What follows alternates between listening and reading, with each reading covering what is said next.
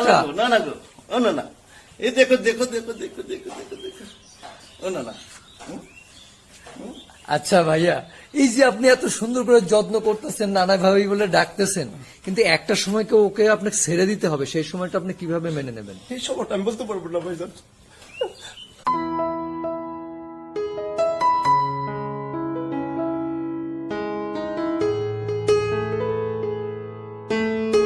রাজা কি বলে তোমার দেখো দেখি, হ্যাঁ তুমি দুষ্ট করবো না, তুমি দুষ্ট করবো, তুমি ভালো, অনেক ভদ্র। হ্যাঁ রাজা। সুপ্রিয় দর্শক, আসসালামু আলাইকুম। দর্শক, আপনাদেরকে প্রীতি ও শুভেচ্ছা জানিয়ে শুরু করছি আজকের প্রতিবেদন। দর্শক, আজ আমরা আপনাদেরকে নিয়ে এসেছি আকসাইল কেরানীগঞ্জ। দেখতেই পাচ্ছেন যে একদম পরিকল্পিতভাবে একটি সুন্দর ক্যাটেল ফার্ম গড়ে তোলা হয়েছে। আর এই ফার্মটি যিনি গড়ে তুলেছেন তিনি দীর্ঘদিন দেশের বাইরে ছিলেন। তো দেশের বাইরে থেকে এসেছেন মাত্র 5 মাস হলো। তো নগদ তিনি এই সার মোটা তাজাকরণ খামার গড়ে তুলেছেন। আসলে কিভাবে উৎসাহটা পেলেন যে দেশের বাইরে থেকে এসেই খামার গড়ে তুলতে হবে, সেই বিস্তারিত তথ্য আমরা আপনাদেরকে জানানোর চেষ্টা করব। দেখতেই পাচ্ছি যে আমরা খামারের চতুর সাইডে নেট দেওয়া হয়েছে যাতে কোনো মশা মাছি প্রবেশ করতে না পারে। দর্শক, দেখতেই পাচ্ছেন যে খুবই পরিষ্কার পরিচ্ছন্নতা। আমরা বহু খামারে এ পর্যন্ত গিয়েছি, আসলে এতটা পরিষ্কার পরিচ্ছন্নতা কখনো দেখতে পাই নাই। আপনারা দেখতে পাচ্ছেন যে ফ্লোরটা একদম মনে হচ্ছে যে শুয়ে থাকা যাবে। আর যেটা দর্শক দেখতে পাচ্ছেন যে একদম অনেক স্পেস। আর যে সার গরুগুলো আমরা দেখতে পাচ্ছি মাত্র কেনা হয়েছে ছোট সাইজের সার গরুগুলো, সার মোটা তাজা করে হয়তো সামনে ঈদের পরবর্তী ঈদে তারা করবেন। এটা দীর্ঘমেয়াদী একটা পরিকল্পনা। আসলে দেশের বাইরে থেকে ফিরে এসে দীর্ঘমেয়াদী পরিকল্পনা কেন করলেন সেই বিষয়টি আমরা আপনাদেরকে জানানোর চেষ্টা করব। এবং আমরা দেখতে পাচ্ছি যে ছোট্ট করে হাউসটাও খুব সুন্দর করে তৈরি করেছেন এবং খামারের শেডটাও কিন্তু খুব দেখতে অনেকটা সুন্দর লাগছে, যে মনে হচ্ছে যে এসে এখানে অনেকটা জিরানো যাবে। যে মানুষের আছে না যে মেন্টালি ফ্রেশ হওয়ার যে বিষয়টা, সেটা কিন্তু এই খামারে আসলে সেটাও হবে, যে খামারি করেছেন হয়তো সেটা মাথায় রেখে তিনি করেছেন। আমরা শেডটাও দেখতেছি অনেক সুন্দর করে শেডটা গড়ে তৈরি করা হয়েছে, যে এত সুন্দর করে করা হয়েছে। তারপরে বাঁশের কিছুই দেওয়া হয়েছে যাতে গরুর তাপমাত্রা নিয়ন্ত্রণ করার জন্য। আচ্ছা, তা আমরা টোটাল বিষয়টা জানবো যে আসলে কি মাথায় রেখে এই সার মোটা তাজাকরণ খামারটা গড়ে তুললেন দেশের বাইরে থেকে এসে। তা আমরা একটু কথা বলি এই খামারের মূল কর্ণধার যিনি, তার সাথে কথা বলে বিস্তারিত তথ্য আমরা আপনাদেরকে জানানোর চেষ্টা করি। আসসালামু আলাইকুম। ওয়ালাইকুম আসসালাম রাহমাতুল্লাহি ওয়া বারাকাতুহু। আসসালামু আলাইকুম। জি, ওয়ালাইকুম আসসালাম রাহমাতুল্লাহি ওয়া বারাকাতুহু। কেমন আছেন? আলহামদুলিল্লাহ, আপনার দোয়ায় ভালো আছি। আপনি ভালো আছেন তো? জি আলহামদুলিল্লাহ। আপনার হাসিটাই কিন্তু দেখে মনে হচ্ছে যে আসলে আপনি ভালো আছেন। তা আসলে আপনি দীর্ঘদিন দেশের বাইরে ছিলেন, কোন দেশে ছিলেন? আমি বাহরাইনে ছিলাম, তারপর আরো বিসকানে ছিলাম, সিঙ্গাপুরে ছিলাম, এর মধ্যে আবার দুবাই ছিল, দুবাই থেকে আবার বাহরাইন। টোটাল কত বছর প্রবাস জীবন? এভারেজে প্রায় 25 বছর। 25 বছর, আসলে অনেক লং টাইম। দেশে আসলেন কতদিন হলো? দেশে আসছি আপনার 5 মাস হলো। মাত্র 5 মাস? তাহলে এই যে এত সুন্দর করে একটা খামার করেছেন, এটা কতদিন হলো করলেন? আমি ওইখান থেকে আমি ইউটিউব দেখতাম, ইউটিউব দেখার পরে প্রত্যেকটা হাট আমি করতাম। চিন্তা করলাম যে দেশে যাব, যাই কি করব, একটা দোকান পোশাক গেলেই পাওয়া যাবে না। এর আগে একটা দোকান রাখছিলাম, সেটা আমি করতে পারিনি, আমার দুর্ভাগ্য। চিন্তা করলাম যে ছোট ভাই যখন একটা ফার্ম করছিল তো খালি পড়ে আছে, তা আমি ওইখানে যে একটা সুন্দর করে একটা ফার্ম করবো, এটা আমি চিন্তা ভাবনা করে দেশে আসলাম। আসার পরে এটার আমি কাজ কাম করলাম। করার পরে আমার ইচ্ছা ছিল প্রথম দুধে গরু উঠানোর জন্য, কিন্তু দুধ গরু আমি আপনার ওইটা আমার ইয়ের সাথে অ্যাডজাস্ট করতে বললাম না। পরবর্তীতে আমি এই 7টা বাছুর আমি আমার পছন্দ হইলো, আমি পরে 7টা বাছুর নিয়ে আসলাম। তা আসার পরে আমি আমার নিজের আমি নিজের যেরকম আমার কাপড় চোপড় যেরকম যত্ন করি, ঠিক ওর থেকে বেশি যত্ন করি ওকে। রাতে 2টা বাজে উঠলো, আমি একটা যদি কোথাও একটু ময়লা দেখি যে কোথাও গায়ে কোথাও টাচ লাগছে কিনা, এসে আমি ফেলে আপনার স্প্রে রাখছি, মশার রাখছি। তো আবার ধুমা দেওয়ার জন্য আমি ওইখানে বসি করছি। সিদ্ধাগত আমার বাচ্চাটা যেরকম ঠিক আমি ঠিক এইভাবে লালন পালন করতেছি। আচ্ছা, আমরা শুনবো সেই কথাগুলো। আসলে আপনি বললেন যে ইউটিউব দেখতেন, ইউটিউব দেখে আপনার মনে সাহস হয়েছে বা আপনার ভাই আগে থেকে করতো, যার কারণে সময় নষ্ট না করে আপনি? না, আমি আর সময় বাড়িতে এসে 1 সেকেন্ড আমি দেরি করি নাই। আচ্ছা। আসার সাথে সাথে আমি এটা হাতে কাজ নিছি। আচ্ছা, মূল উৎসাহটা কি ইউটিউব নাকি আপনার ভাই? মূল ভাই না, আসলে কি দেশে আসলাম কি করব, একটা কিছু তো করতে হইব, বেকার তো আর বসে থাকতে পারবো না, যেহেতু আমরা কাজের লোক। আমার বয়স আপনাকে তো এখন আমার 65 আপ। মাশাআল্লাহ, আপনাকে দেখে কিন্তু মনে হয় না ভাইয়া। আমার 1971 সন 26শে মার্চ, 27শে মার্চ, 28শে মার্চ ইতিহাসের যদি স্বর্ণ অক্ষরে নাম লেখা হয় তাহলে এই আক্সেল গ্রাম থেকে সেটা মুক্তিযোদ্ধা এখান থেকেই মুক্তি বাহিনী গঠন হয়েছিল কমান্ডার ব্যাগের নেতৃত্বে। আমরা তখন এখানে, আমি ছোট ছিলাম, আমার বয়স 15 ছিল, আমি এখানে নিজে ট্রেনিং করছিলাম। আচ্ছা, আমার মামা বুরহানুদ্দিন আহমেদ গগন, যিনি কেরানীগঞ্জের প্রথম এমপি, আমার আরেক গুরু মোস্তফা মহসিন মন্টু ভাই। তাহলে আমরা মুক্তিযোদ্ধা বলতে পারি আপনাকে। হ্যাঁ, তবে আমার দুর্ভাগ্য, কিন্তু ইতিহাসের যে নাম লেখা হয় তাহলে মুক্তিযুদ্ধের নামটা এই আক্সেল গ্রামে থেকে আপনার শুরু হয়েছিল। তারপরে এখান থেকে আপনার 1 মাস পর আমাদের ট্রেনিং করে কমান্ডার ব্যাগ, আমার বুরহানুদ্দিন আহমেদ গগন, আসম আব্দুর রব, এরা চলে যায় মুজিবনগর নগর, ওইখান থেকে মুজিবনগর সরকার গঠন করে ইন্ডিয়াতে চলে যায়। তারপরে তারা আসলো, আসার পর আমরা তাদেরকে সহযোগিতা করছি, তবে আমাদের নাম আসে নাই। তবে থাক, আমাদের তার জন্য দুঃখ নেই। তবে আলহামদুলিল্লাহ, আমরা যে একদম স্বাধীন দেশের নাগরিক, বঙ্গবন্ধু শেখ মুজিবুর রহমান আমার জাতির পিতা, এবং আমার কি বলবো আর, যার জন্ম না হলে এই দেশ স্বাধীন হতো না, দেশ স্বাধীন হতো না, এটা একদম তাই একটা আমি বাস্তব সবসময় কথা। গর্ব করে বিদেশ বলতাম যে এই পাসপোর্টটা আমি কখনো পেতাম যদি আজকে আমার দেশ স্বাধীন না হতো। যারা এই দেশকে তারা করে না, আমি তাদেরকে কি বলবো আর। তাই আমি ধন্য যে আমি একজন স্বাধীন দেশের নাগরিক, যে আজকে আমি আপনাকে দোয়া করবেন যে আমি যেন এটা দিয়ে আমি সামনে একটু অগ্রসর হতে পারি। আমার কিছু চাওয়া পাওয়ার নেই, আমি ডাইল ভাত খেয়ে যদি আলহামদুলিল্লাহ যদি আমি মানুষের বলতে পারি, এইটাই আমার চাওয়া পাওয়া আছে আল্লাহর কাছে। যেন আমি যেন কেউ বলতে না পারে যে ও একজন খারাপ লোক ছিল, কারো ঘালে দিছে, কারো 2টা উপাস, এই কথা যেন কেউ না বলতে পারে। আমি সবসময় কাঁদি আর বলি যে আমার জন্য সবাই দোয়া করবেন, বাস আমার চাওয়া পাওয়ার কিছু নেই। আমরা দোয়া করবো আসলে। আচ্ছা ভাইয়া, যেটা জানতে চাচ্ছি যে ধরেন এই যে আপনি বললেন যে দেশে এসে কি করব, আসলে বসে থাকার চেয়ে বা একটা বিজনেস তো করতে হবে, তো অন্যান্য বিজনেস তো করতে পারতেন, আসলে গরুতেই কেন আসলেন? আসলে বিজনেস, অন্যান্য বিজনেস বলতে, বিজনেস করতে গেলে আপনার একটা ভালো দোকান লাগবে, কারণ সে পেলে যে আমি দোকান এখন কোথায় পাবো। আর তাছাড়া মনে করেন সেটা হলো বড়, সবচেয়ে বড় ওইখানে হলো একটা ফ্যাক্টরি, একটা দোকান, যে আমি যাই কিছু করবো সেই জিনিসটা আমি পাবো কোথায়, এখন হঠাৎ করে পাবো না। তো এইটা নিয়ে আমি আসছি যে আল্লাহ যদি বাঁচা রাখে, এইটা থেকে যদি আমি 2 পয়সা আল্লাহ আমাকে দেয়, তারপর আমি আস্তে আস্তে চিন্তা ভাবনা আছে, সামনে চিন্তা ভাবনা আছে, আল্লাহ যদি বাঁচা রাখে আরো বড় করার চিন্তা ভাবনা আছে, আছে। বড় করার চিন্তা আচ্ছা, ভাবনা আমরা আরো বিস্তারিত কথা জানবো, কিন্তু তার আগে একটু দেখাবো দর্শকদের যে আপনি কোন ধরনের গরুগুলো কালেক্ট করলেন বা কি মাথায় রেখে। যেমন আমরা এই সাইড থেকে দেখি, এই যে দেখতে পাচ্ছি যে এটা তো শাহিওয়াল জাতের বাচ্চা। সবগুলোই সাগর। আচ্ছা, এটা মানে 1 মাস হলো কিনেছেন? হ্যাঁ, এই 1 মাস, আজকে গত মাসের 2 তারিখ আনছি। আচ্ছা আচ্ছা, এটা আমি নাম রাখছি রাজা, এত ভদ্র। রাজা? হ্যাঁ। আচ্ছা, রাজা নাম রাখলেন কেন? এটা রাজা রাখছি, খুব ভদ্র। এটা আসলে আমাকে মানে ওরে হাইতে দাও, করো। হ্যাঁ, আর দেখতেই পাচ্ছি আমরা আসলে খুবই ভদ্র। খুবই ভদ্র, এবং আপনারাও খুব ভালোবাসেন। আরে বাপরে, খুব। দেখে মনে হচ্ছে যে আসলে গরুকে এত সুন্দর করে ভালোবাসা যায়, সেটা কিন্তু দর্শক দেখতেই রাজা, পাচ্ছে। ও রাজা, কি বলে তোমার দেখো দেখি। হ্যাঁ, তুমি দুষ্ট করবো না, তুমি দুষ্ট করবো, তুমি ভালো, অনেক ভদ্র। হ্যাঁ, ও রাজা, এই দেখো তোমার দেখাবে দর্শকরে। দর্শক, সত্যি খুব মজার একটা দৃশ্য যে আসলে এত সুন্দর করে সন্তানের মতো করে আদর করা। আসলে পশু পাখিকে কিন্তু এইভাবে আদর করলে তারা কিন্তু একদিন দেবে ইনশাল্লাহ। তো এই যে এই রাজা কত পড়ছে আপনার? আমার এভারেজে, আমি যখন আনছি তখন এভারেজে আমার সবগুলো খরচ দিয়ে টোটাল আমার 50 করে পড়ছে।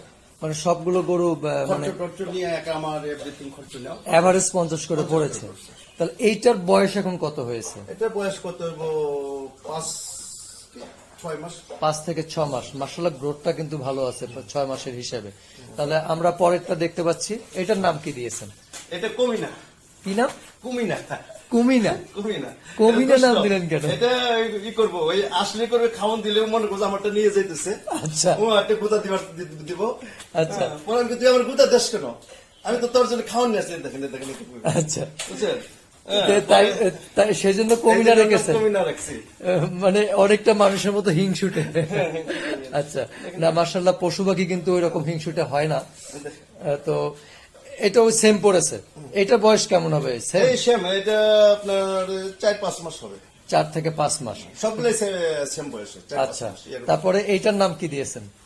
এগুলা নাম বলতে এইগুলা বাবু টবু বলি। আচ্ছা, ভদ্রলোক। তার মানে স্পেসিফিক ভাবে দুইটারই নাম রেখেছেন। দুইটারই নাম রেখেছি, আর ওইটার নাম রাখছি আমার নাতি। আর আমার কোনটা? নাতির নাম হইলো রাখছি, আর নাম হইলো একটু আসেন, কোনটা সেটা? আর দর্শক দেখতে পাচ্ছেন সবগুলো গরু একই সাইজের, আর সবগুলো খরচ দিয়ে একই রেট পড়েছে 50,000 করে। এটার নাম রেখেছে নাতি।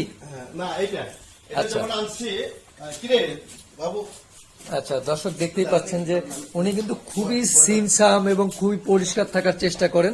একটা জিনিস দেখছেন যে এখানে একটু ময়লা দেখেছেন, উনি দৌড় দিয়ে গেছেন ময়লাটা পরিষ্কার করতে। যে দর্শক দেখতেই পাচ্ছেন যে ময়লাটা পরিষ্কার করতেছে, কারণ উনি খামারে কোনো ময়লা আবর্জনা রাখেন না, মুহূর্তের মধ্যে সবকিছু পরিষ্কার করেন। এটা আসলে খুবই ভালো দিক বলবো, যে পরিষ্কার পরিচ্ছন্নতা রাখা কিন্তু মানে মানুষ যেরকম পরিষ্কার পরিচ্ছন্নতা রাখলে সুস্থ থাকে, ঠিক পশু পাখিও তাই।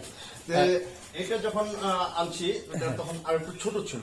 আচ্ছা, ও দেখতাম খালি কাঁদতো, চোখ ভাইয়া ভাইয়া এরকম খালি পানি পড়তো। আচ্ছা, কিছু দিলে খাইতে চেত না, মানে ওই মার খালি ও আপনার ছুটে যাওয়ার চেষ্টা করতো আর হারতো, ছেড়ে দিলে হারতো, আর খালি আমি খুঁজতাম। চিন্তা করলাম যে ও দুধ খাওয়ার জন্য এরকম করতেছে। আমি এখন বসতাম, বসে এখানে রাখতাম, রেখে মানে এরকম আদর করতাম। কিন্তু দুষ্ট হয়ে গেছো গা? না না না না গো, তুমি দুষ্ট হয়ে গেছো।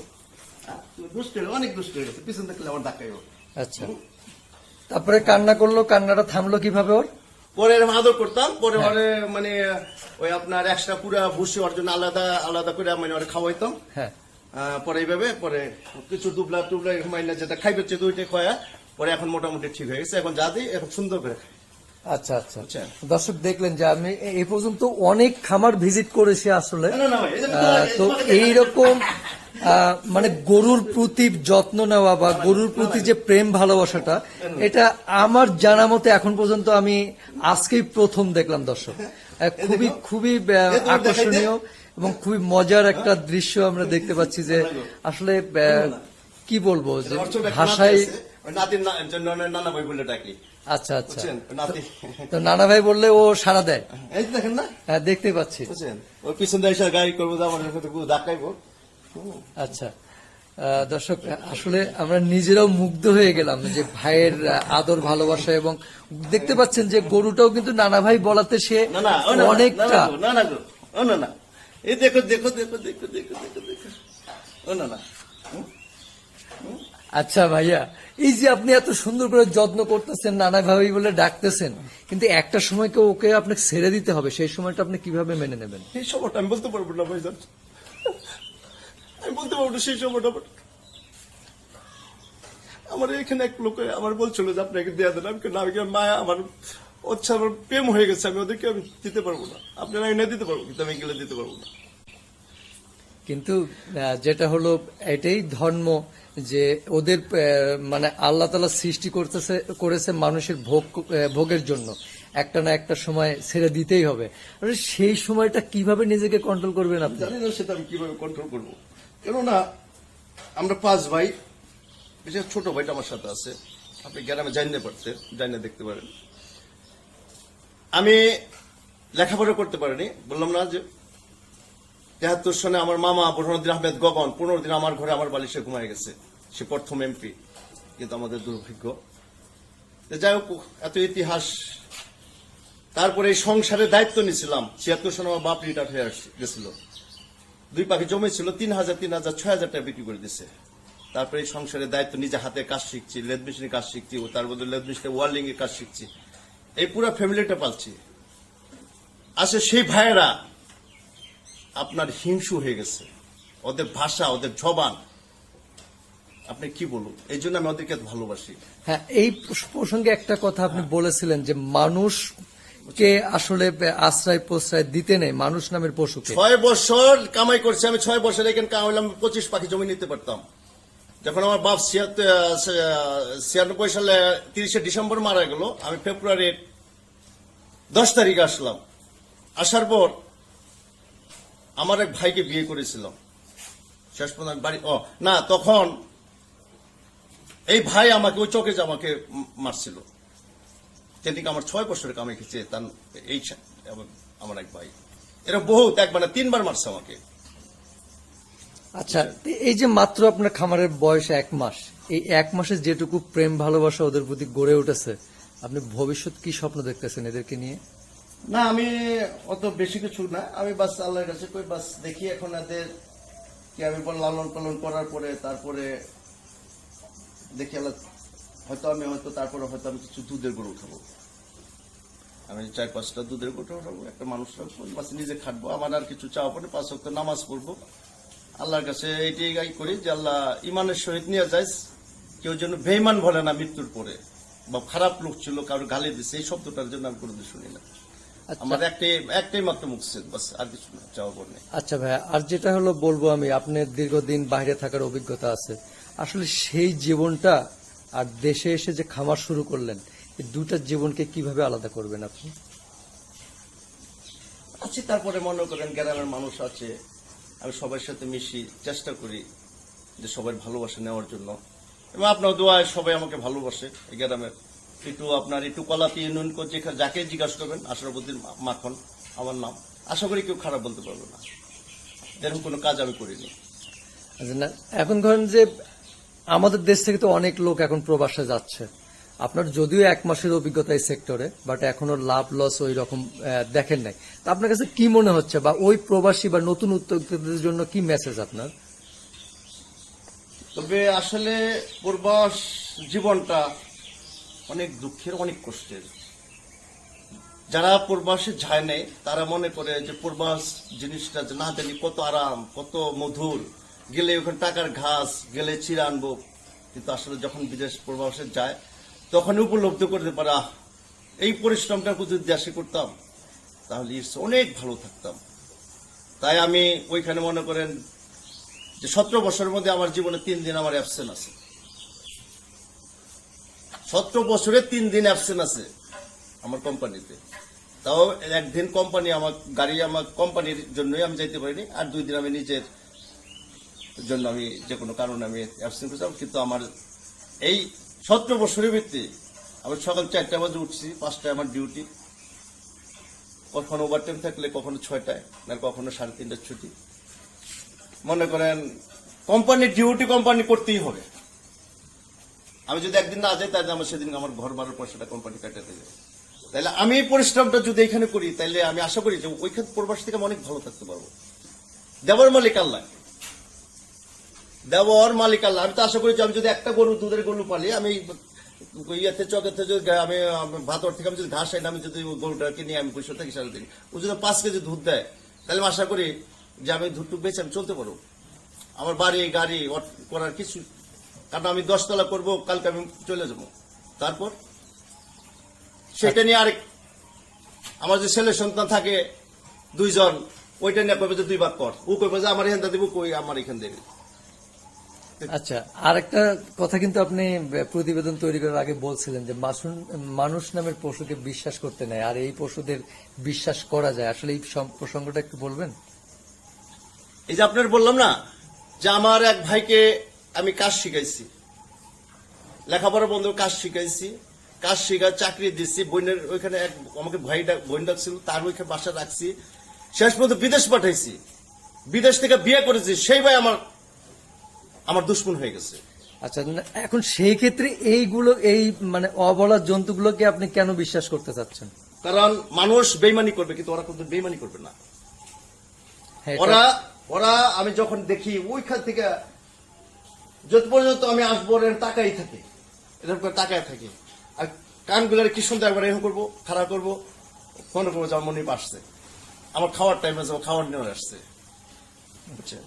তা একটা জিনিস কিন্তু দেখলাম আপনার সবচেয়ে ভালো লাগলো আমার, হয়তো বিশ্বাস করবেন না দর্শক, আমরা এর আগেও বলেছি, আবার বলি যে অনেক খামারে গিয়েছি, প্রায় 1000 খামারে গিয়েছি, এরকম পরিপাটি বা এরকম সুন্দর পরিষ্কার পরিচ্ছন্নতা দেখি নাই।